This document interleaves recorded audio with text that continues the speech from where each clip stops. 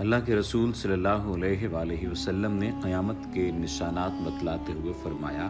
کہ اونٹوں اور بکریوں کے چرواہے جو برہنہ بدن اور ننگے پاؤں ہوں گے وہ ایک دوسرے سے مقابلہ کرتے ہوئے لمبی لمبی عمارتیں بنوائیں گے اور فخر کریں گے۔ صرف یہی نہیں بلکہ کئی اور نشانیاں بھی بتلائیں جن میں ترک قوم کا بھی ذکر کیا گیا ہے۔ اس بارے میں یہ بات بھی آئی کہ ترکی کا ذکر احادیث میں ہے یا نہیں۔ دوسری جانب یہ سوال بھی پوچھا گیا کہ ترکوں کا ذکر رسول اللہ صلی اللہ علیہ وآلہ وسلم کی احادیث میں آنا کس طرح سے مستعمل ہے، اور دوسری جانب یہ بھی آگاہ کیجیے گا کہ کون سی ایسی بات ہے جو کہ قرب قیامت میں ترکوں کا ذکر لاتی ہے، یعنی ترکی کا یا ترکوں کا ذکر قیامت سے کس طرح سے جڑتا ہے یا دجال سے کس طرح سے جڑتا ہے۔ تو آج کی اس ویڈیو میں آپ کو اسی بارے میں آگاہ کیا جائے گا، لیکن اگر آپ نے ابھی تک ہمارے چینل کو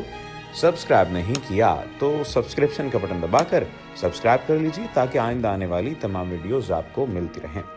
ترک قوم کا ذکر احادیث میں ہے اور ان کی کچھ ظاہری علامات بھی رسول اللہ صلی اللہ علیہ وآلہ وسلم نے بیان فرمائی ہیں، لیکن ان روایات میں ترک سے مراد ترکی ملک نہیں ہے، البتہ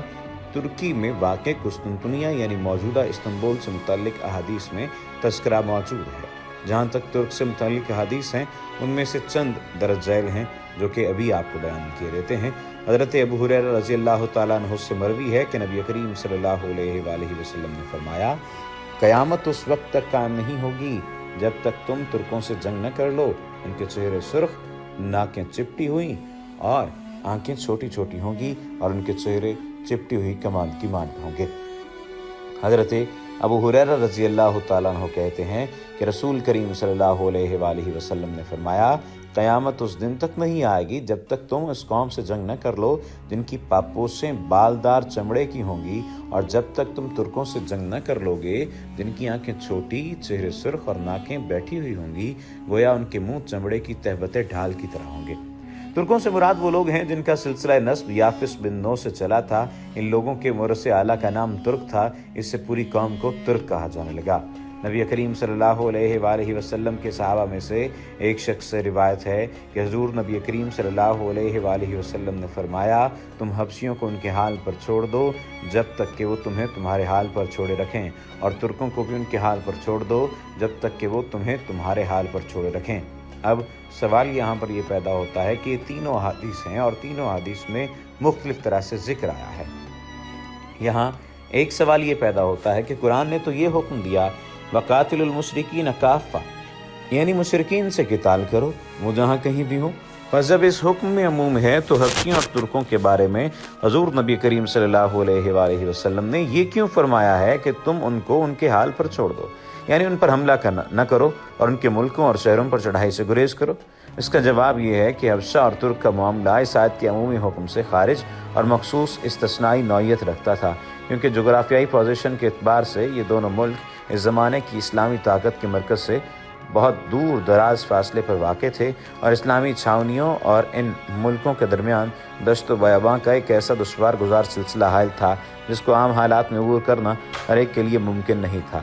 لہٰذا حضور نبی کریم صلی اللہ علیہ وآلہ وسلم نے اس بنا پر مسلمانوں کو حکم دیا کہ ان دونوں ملکوں کے خلاف کوئی اقدامی کارروائی نہ کی جائے اور ان لوگوں سے اس وقت تک کوئی تعرض نہ کیا جائے جب تک کہ وہ خود تم سے چھیڑ نہ نکالیں۔ بس اگر وہ تمہارے خلاف جاریت کا ارتکاب کریں اور اپنی فوج اور طاقت جمع کر کے مسلمانوں کے شہریوں اور اسلامی مراکز پر چڑھ آئیں تو اس صورت میں ان کے خلاف نبرد آزما ہو جانا اور ان کے ساتھ جنگ و قتال کرنا فرض ہوگا۔ یا ایک بات یہ کہی جا سکتی ہے کہ حضور نبی کریم صلی اللہ علیہ وآلہ وسلم نے جو یہ حکم دیا تھا کہ وہ اسلام کے ابتدائی زمانے کا واقعہ ہے، جبکہ اسلام اور مسلمانوں کے پاس اتنی طاقت اور اس قدر ذرائع نہیں تھے کہ وہ اتنے دور دراز علاقوں تک اسلام کی پیش رفت کو بڑھاتے۔ چنانچہ بعد میں جب مذکورہ آیت نازل ہوئی اور اسلام کو طاقت میسر ہو گئی تو حضور کا یہ حکم منسوخ قرار پایا۔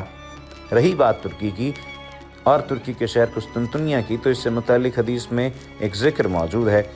حضرت معاذ بن جبل رضی اللہ تعالیٰ عنہ کہتے ہیں کہ رسول کریم صلی اللہ علیہ وآلہ وسلم نے فرمایا، بیت المقدس کا پوری طرح آباد ہو جانا مدینہ منورہ کی خرابی کا باعث ہوگا۔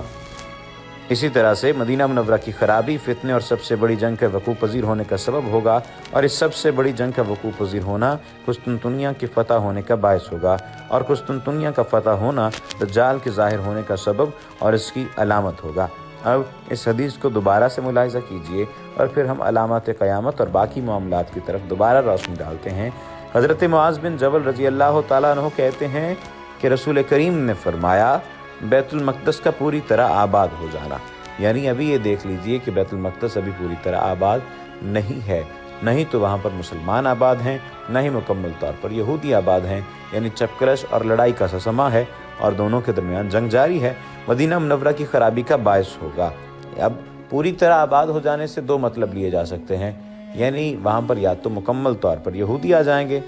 اسی وجہ سے وہ تنگ کریں گے مسلمانوں کو اور مدینہ منورہ کی خرابی ہوگی، یا پوری طرح آباد ہو جانے سے مراد مسلمان ہیں اور مسلمان جب وہاں پر پوری طرح آباد ہو جائیں گے تو بھی یہود جنگ کریں گے یا باقی جو لوگ ہیں وہ جنگ کریں گے اور جنگ کی صورت میں مدینہ منورہ کی خرابی ہوگی، فتنے اور سب سے بڑی جنگ کے وقوع پذیر ہونے کا سبب ہوگا۔ یعنی اگر مدینہ منورہ کی خرابی ہوتی ہے، وہاں پر جنگ و قتال ہوتی ہے، یا آپ یوں کہہ لیجئے کہ اگر کوئی شخص مدینہ منورہ پر حملہ آور ہوتا ہے تو پھر پوری دنیا کے مسلمان اکٹھے ہو جائیں گے اور پھر اسی وجہ سے سب سے بڑی جنگ کے وقوع پذیر ہونے کا سبب بھی مدینہ منورہ کی خرابی کو شمار کیا جا سکتا ہے، اور اس سب سے بڑی جنگ کا وقوع پذیر ہونا قسطنطنیہ کے فتح ہونے کا باعث ہوگا، اور قسطنطنیہ کا فتح ہونا دجال کے ظاہر ہونے کا سبب اور اس کی علامت بھی لیا جا سکتا ہے۔ اس سے پہلے علامات قیامت کا ذکر کرتے ہوئے ہم نے ذکر کیا کہ اللہ کے رسول نبی کریم صلی اللہ علیہ وآلہ وسلم نے قیامت کے نشانات بتلاتے ہوئے فرمایا کہ اونٹوں اور بکریوں کے چرواہے جو برہنہ بدن اور ننگے پاؤں ہوں گے وہ ایک دوسرے سے مقابلہ کرتے ہوئے لمبی لمبی عمارتیں بنوائیں گے اور فخر کریں گے۔ آج ریاض شہر میں عمارتوں کا یہ مقابلہ اپنے عروج پر پہنچ چکا ہے۔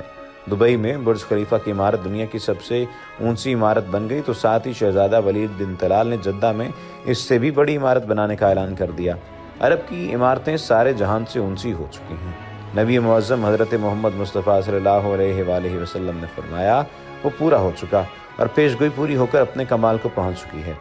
عرب کا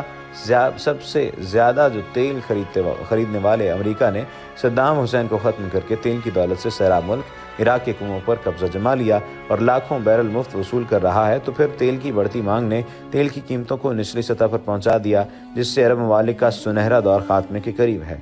سوال پیدا ہوتا ہے کہ اس زوال کے بعد کیا ہوگا؟ اللہ کے رسول نبی کریم صلی اللہ علیہ وآلہ وسلم کی ایک اور حدیث ہے کہ قیامت سے پہلے سرزمین عرب دوبارہ سرسبز ہو جائے گی۔ سعودی عرب اور امارات میں بارشیں شروع ہو چکی ہیں، مکہ اور جدہ میں سیلاب آ چکے ہیں۔ عرب سرزمین جسے پہلے ہی جدید ٹیکنالوجی کو کام میں لا کر سرسبز بنانے کی کوشش کی گئی ہے، وہ قدرتی موسم کی وجہ سے بھی سرسبز بننے جا رہی ہے۔ سعودی عرب گندم میں پہلے ہی خود کفیل ہو چکا ہے، اب وہاں خشک پہاڑوں پر بارشوں کی وجہ سے سبزہ اگنا شروع ہو چکا ہے، پہاڑ سرسبز ہونا شروع ہو گئے ہیں۔ بارشوں کی وجہ سے آخرکار حکومت کو ڈیم بنانا ہوں گے جس سے پانی کی نہریں نکلیں گی، ہریالی ہوگی، سبزہ مزید ہوگا، فصلیں لہلہائیں گی۔ یوں یہ پیش گوئی بھی اپنے تکمیلی مراحل سے گزرنے جا رہی ہے، اور جو میرے حضور نبی کریم صلی اللہ علیہ وآلہ وسلم نے فرمایا اسے ہم اپنی آنکھوں سے دیکھتے جا رہے ہیں۔ اگر احادیث پر غور کریں تو مشرق وسطیٰ کا زوال کا آغاز ملک شام سے شروع ہوا، لیکن شاید عرب حکمران یا تو یہود و نصارہ کی چال سمجھ نہ سکے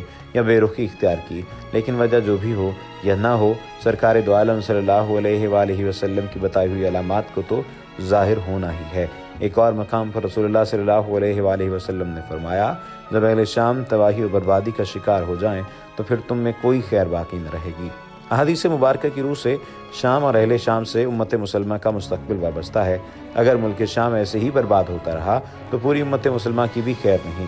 ویسے تو 90% برباد ہو چکا ہے۔ 5 سالہ خون ریزی میں 8 لاکھ بے گناہ بچے، بوڑھے، عورتیں شہید اور لاتعداد دوسرے ملک کی سرحدوں پر زندگی کی بھیک مانگتے ہوئے شہید ہو رہے ہیں، اور اتنی ہی تعداد میں زخمی یا معذور ہو چکے ہیں۔ لہٰذا شام مکمل تباہی کے بعد اب نزا کی حالت میں ہے۔ اس حدیث کے حساب سے عرب ممالک کے سنہرے دور کے خاتمے کی اہم وجہ ملک شام کے موجودہ حالات ہیں۔ نبی کریم صلی اللہ علیہ وآلہ وسلم کی ایک اور پیشگوئی کی علامت ظاہر ہو رہی ہے یا ہو چکی ہے کہ ملک شام کے متعلق اسرائیل روس اور امریکہ جو بھی جھوٹے بہانے بنائے، لیکن ان کا سب کا اصل ہدف جزیرۃ العرب ہے، کیونکہ کفار کا عقیدہ ہے کہ دجال مسیحا ہے۔ اس وجہ سے یہ لوگ دجال کے انتظامات مکمل کر رہے ہیں، جس کے لیے عرب ممالک میں عدم استحکام پیدا کرنا ہے، کیونکہ حضرت مہدی کے ظہور سے قبل یہود و نصارہ ملک شام پر قبضہ کرنا چاہتے ہیں، اور یہ ہو کر رہے گا۔ آخری زمانے میں جب مسلمان ہر طرف سے مغلوب ہو جائیں گے، مسلسل جنگیں ہوں گی،